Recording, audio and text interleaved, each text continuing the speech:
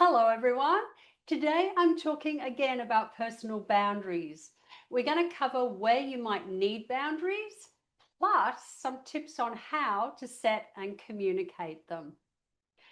My name is Deb, and welcome to Women Reinventing Midlife TV, where we aim to inspire you, the woman over 50, to thrive in a meaningful life that you deeply desire and deserve. If you've heard that setting personal boundaries is important and supports our own self-care, but you have no idea how or where to start setting them and can't even imagine how to communicate them, then you're in the right place. This is part 2 of a video I uploaded last month, and you're going to find part 1 at the end of this video. So let's begin by revisiting and getting clear on what personal boundaries are. Personal boundaries are a set of parameters or rules that define how we will and won't be treated, and also what is okay and not okay in our relationships, which includes your relationship with yourself too. Today, I'll share 3 parts of boundary setting. Part 1 is where to consider you might like to set some personal boundaries and what's important to you.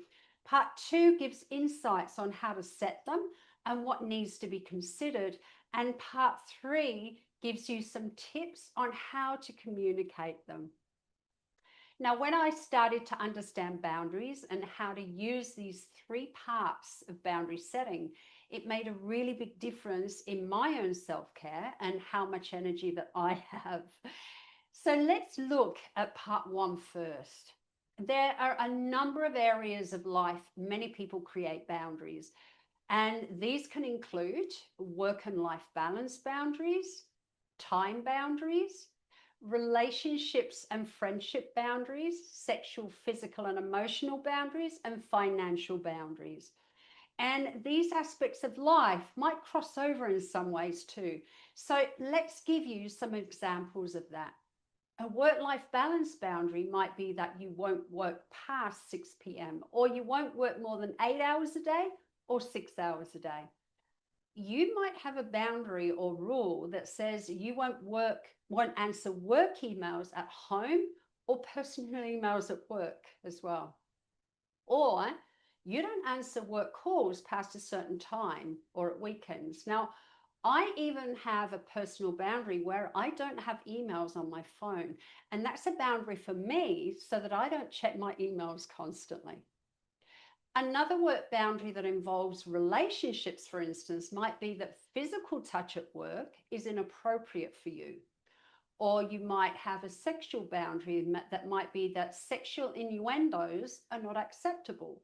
Or derogative comments about your gender are not acceptable. Or possibly you have a work boundary that involves not being interrupted while you're focusing at work.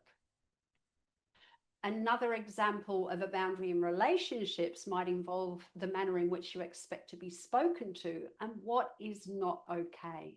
So in friendships also, you might have a rule that personal discussions are kept confidential, or that negative judgment and hurtful comments are not acceptable in trusted friendships and relationships. Or possibly you prefer to plan activities in relationships and friendships rather than do something on the spur of the minute. Now, in your finances, possibly you have a rule that your finances are kept private. It means you don't discuss them. Or you may even have a financial boundary for yourself, which involves saving a percentage of your earnings before you spend it. That's a boundary. So just be aware that these are all examples of self-care and no boundary is wrong. It's just about deciding what yours are and then communicating them wisely. Okay, so let's have a look at the second part of boundary setting now. How you set them depends largely on your values and your value of yourself. To set sustainable boundaries, we need to first realize that we are worthy of our own self-care. We deserve to be respectful and caring towards ourselves first, and we choose how we're willing to be treated in all aspects of our life. Mostly our boundaries tend to be related to personal values. And so it's important to figure out what our values are. So let's look at some examples of how these play out in aspects of life. If you're setting relationship and friendship boundaries, for instance, explore what you value in these areas. Is it support or respect? Is it acceptance or love or caring, kindness and fun? There are so many examples of relationship values. At work, are your values productivity or connection or efficiency or privacy, or maybe flexibility, variety, independence, or balance even? And again, there are many values that you might have around work. Around finances, it might be security or freedom or fun or wealth or many other examples of values around finances. So take some time to explore what your values are.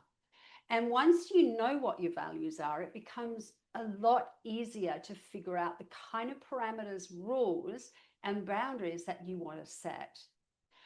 Okay, so before we move to the final part, which is all about communication, and I'm going to be giving you examples of how to do that.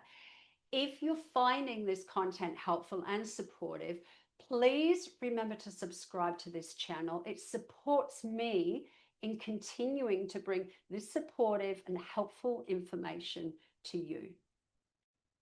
Okay, so let's have a look at that third part. And this is the final part of setting and communicating your boundaries. And that is a few tips on how to communicate your boundaries once you know what they are. Now, sometimes just our behavior shows people around us what our boundaries are. And that's because we communicate with our behavior too. So, for instance, if you have a friend who does things on the spur of the minute and you like to plan, just letting that person know you can't catch up on that day, over a period of time, that person's going to start to realize they need to give you a couple of days' notice first. Or if you have a boundary around personal space and you regularly step back when someone gets too close, it shows you're not comfortable with them being so close. Another example is not answering the phone to a work call after a certain time. Now, people do eventually realize that it's not okay to call you after a certain time when you repeatedly don't pick up the phone. But sometimes people just aren't that aware, and it needs to be spelled out verbally. And this doesn't have to be done in a mean way. In fact, if we want to preserve the relationship, it's important to do this in a kind and respectful way. Now, here are some examples of communicating boundaries in that kind and respectful way. I feel panicky or overwhelmed when I'm asked to do things on the spur of the minute. I want to do things with you, I really do, but I prefer to plan things out. That means when you ask me, I can say yes instead of no. Or, please don't take this personally because it's about me, not you. I feel claustrophobic when people stand too close to me. And because of that, I'm not able to hear what you're saying to me when you're speaking. And I find it much easier to listen and to hear you when you stand a little bit further away. Or I'm working on my work-life balance because I'm finding it really difficult to switch off after work, and that's making it hard to sleep, which is affecting my productivity. So I've taken my work emails off my phone, and my phone now goes on silent after 6 p.m. Or I need time to focus on my work to really get projects and tasks done efficiently. I know it's important to be available to other people, so I've decided to have a closed door policy between the times of 10 a.m. and 12 p.m. each day, and I'll be available to other people outside of those times during the workday. Or I feel unheard and disconnected in our relationship when you don't listen to what I'm saying, or you get distracted when I'm talking. Disconnection is not what I want for us. I want our relationship to really thrive and be close. When you speak to me, I put my phone down and I look at you. Do you think you could work on doing the same for me? I think it would really help. when you're verbalizing boundaries in this way, you're stating your preferences and the reason why they're important as well. And this is an effective and kind way to communicate boundaries. And remember, if we treasure and want to preserve and feel safe in the relationship, it's important to never communicate boundaries when we're angry. We must always come from the heart in a kind way. And look, there are many other boundaries and many other ways of communicating them. These are just a few. Also, stay mindful that your behavior is also important. Once you set these boundaries, it is essential that you don't overstep them yourself. Otherwise, everyone else will think they're unimportant and they will do the same thing. And a vital final point I spoke about in my first video, and I want to reiterate here, is that setting personal boundaries is not selfish, it's not unreasonable, it's not self-centered, and it doesn't mean you don't care about other people, but it does mean you care about your own well-being, and that's a good thing. And it's also a good thing for your loved ones too. Looking after our own well-being in this stage of life is even more essential as we age, for our own health and well-being. So thank you for joining me. And I trust and I hope that you found this content helpful. And if you did, please remember to like the video, share it, subscribe to this channel, and just click that bell for notifications so you're notified as soon as the next video comes out. Lots of love to you, and I'll look forward to connecting next time. Bye-bye.